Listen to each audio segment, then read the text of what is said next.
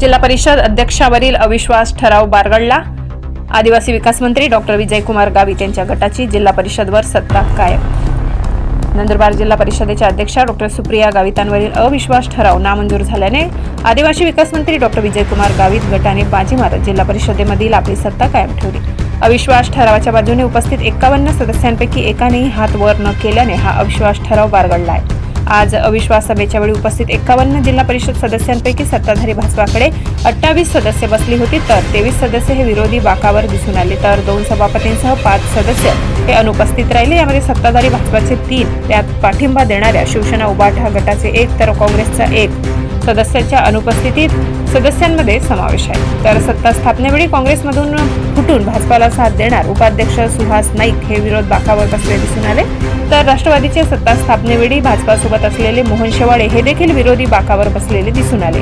हा अविश्वास ठराव सत्ताधारी गावित गटाचा बनाव असल्याचा आरोप विरोधकांनी केला। आम्ही जे एवढ्या दिवसापासून सांगत होतो की हा अविश्वास ठराव एकमेव गावित परिवारांचा जो ड्रामा आहे तो आज सिद्ध झालेला आहे। ज्या 20 लोकांनी त्या अविश्वास प्रस्तावावरती सह्या केल्या त्यांनी एकाने बी त्या प्रस्तावाच्या बाजूने हात वरती केलं नाही। खरं म्हणजे सत्ताधाऱ्यांच्या मनात जी भीती आहे, विरोधकांचा जो धाक आहे तो कायम राहिला पाहिजे, त्याचं एकमेव उदाहरण म्हणजे हा जिल्हा परिषदेचा अविश्वासाचा ठराव आहे। आपण 1 महिन्या 1.5 महिन्या अगोदरच पाहिलेला आहे, महासंसदरत्न खासदार जशी निवडणुका हरल्यात तसं आता लहान बहिणीला बी वाटायला लागलं की मेरी भी दुकान खतरे में, म्हणून त्यांनी स्वतःवर अविश्वास ठराव आणून घेतला आणि त्याला बारगळून टाकला। आता 6 महिने एकदम निवांतपणे त्यांना झोप लागेल रात्री, यासाठी त्यांनी मागच्या 25 वर्षापासून जो जिल्ह्याला मूर्ख बनवायचा ड्रामा चालू आहे तो आजही सिद्ध करून दाखवलेला आहे। जे 20 लोक होते ज्यांनी त्या अविश्वास प्रस्तावावरती सह्या केल्या त्यांनी एकाने बी हात वरती केलं नाही। खरं म्हणजे ती एक म्हण आहे कि हम दुख और अन्याय सहते हैं मगर लिखते नहीं, अगर लिखते तो कागज पे लफ्जों के जनाजे उठते, अशातला तो प्रकार आहे। कारण ज्याने बी हा अविश्वास ठराव लिहिला त्याच्या मनातली जी खंत होती ती त्याला आज मौका भेटला म्हणून त्याने लिहून काढली।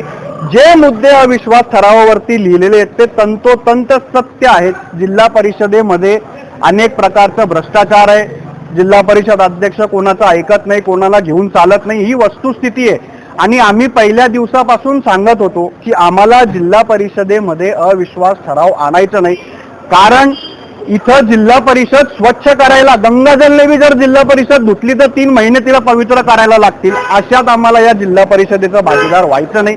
आम्ही निवडणूक लढू, जिंकू आणि आमचं जिल्हा परिषद अध्यक्ष आणि उपाध्यक्ष बसू। धन्यवाद। तर विरोधकांनीच अविश्वास आणण्यासाठी सत्ताधारी सदस्यांची दिशाभूल केली, मात्र ऐनवेळी सदस्य माघारी झाल्याने विरोधी तोडघोषी पडले। सत्ताधाऱ्यांकडून असेही सांगण्यात आले। महिला बाल कल्याण सभापती संगीता गावित, शिक्षण व अर्थ सभापती गणेश पराडके, भाजपाचे भरत गावित, ऐश्वर्यादेवी रावल, तर काँग्रेसकडून निवडून आलेले मात्र राष्ट्रवादीत गेलेले रतन पाडवी असे 5 सदस्य यंदा अनुपस्थित राहिले। त्यामुळे अनुपस्थित राहिलेले सर्व सदस्य हे भाजपाच्या सत्ता समीकरणासोबत असताना ते उपस्थिती अनुपस्थिती म्हणजेच थोडक्यात त्यांच्या नाराजीचा सूर असल्याच्या चर्चा रंगल्या आहेत। ब्युरो रिपोर्ट, नंदुरबार, नवापूर गर्जना न्यूज नेटवर्क। अविश्वासाचा ठराव जेव्हा अविश्वासाचा ठराव जेव्हा आणला तेव्हा आमचे जे सदस्य आहे त्यांना विरोधकांनी खोटं नाटं त्यांना सांगून आणि खोटं नाटं पद्धतीने त्यांना सांगून हा अविश्वास आणला। आणि जेव्हा आमच्या सदस्यांना हे समजलं की हे जे आरोप लावताय हे खोटे नाटे आहे, तर त्याच्यानंतर जे पण सदस्य ज्यांनी अविश्वासासाठी सह्या केल्या होत्या, ज्यांना खोटं बोलून सह्या घेतलेल्या होत्या, त्या सर्व सदस्यांनी माझी भेट घेऊन मला सांगितलं की ताई आम्ही तुमच्या सोबत आहे, आम्हाला या ठिकाणी दिशाभूल करण्याचा प्रयत्न हा विरोधकांनी केला होता। तर त्याच्यासाठी आज मला एक गोष्टीचा आनंद आहे की मी अध्यक्ष झाली तेव्हा 31 मतदानाने अध्यक्ष झाली आणि आज अविश्वासाचा जो प्रस्ताव होता तो खारिज करण्यासाठी मला 51 मतदान भेटलंय। तर या गोष्टीचा मला आनंद आहे।